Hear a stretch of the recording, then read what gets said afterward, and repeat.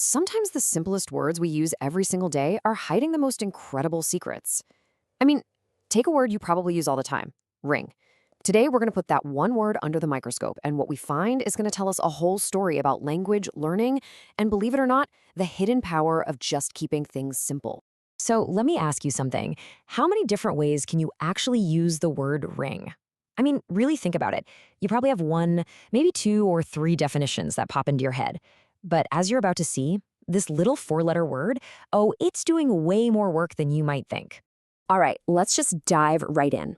First things first, let's talk about ring as a noun, as a thing. And what you'll see right away is that it's about so much more than just the jewelry you'd wear on your finger. And get this, according to the Simple English Wiktionary, there are five totally different nouns all packed into this one word. You've got a circle, right, like sitting in a ring. Then there's the jewelry, but also a circular object, like an O-ring. And then it can be a sound, the ring of a phone, and even a physical place, like a boxing ring. I mean, that is a wild amount of variety for such a simple word. Right. And this example sentence, she wore a ring on each finger. That's the one we all think of, right? Super clear. But like we just saw, that's really just one tiny piece of this much bigger puzzle. This word is already doing so much heavy lifting, and we haven't even touched on the verbs yet. Okay, so let's switch gears to the action words, the verbs. This is where the story gets even weirder. Because when ring is a verb, it's not just one thing. Nope. It's got this total split personality, and it follows two completely different sets of rules. This is where it gets kind of strange. On one hand, you have the irregular verb we all learned in school, ring-rang-rung.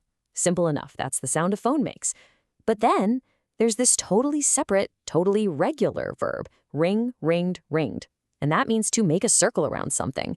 It's the exact same spelling, but grammatically, it's playing a completely different game. So, let's just take a breath here. We've got 5 nouns, 2 completely different verbs, all crammed inside this one little word. So, what is going on? Is this just some bizarre fluke of the English language? Or is there something else, something bigger, happening here? Well, it turns out there is a reason. And it's a concept that might just change the way you think about language itself. The whole answer was hiding in plain sight, in just a tiny little note on that Wiktionary page. And now, it's time for the big reveal. There it is. That one sentence unlocks everything. Ring is on the Basic English 850 list. Okay, so what on earth is the Basic English 850 list? And why in the world does that matter? The whole secret is in that number, 850. That's it. Not 85,000, not even 8,500, just 850 words. And that number, well, that's the entire core vocabulary for a very special type of language. So this thing, Basic English, it's what's called a controlled language. It was designed on purpose, with just those 850 words. The goal was pretty ambitious. Create a simple, but still powerful, tool that anyone in the world could use to communicate and learn English. That's the secret. The word ring isn't so versatile by accident. It was chosen precisely because it's a linguistic workhorse. See, when you've only got 850 words to work with, each one has to pull a ton of weight and cover a lot of different meanings. And this all leads to a much bigger idea, This isn't just a quirky little fact about the word ring. It actually shows us something really profound about the power of simplicity when it comes to communication.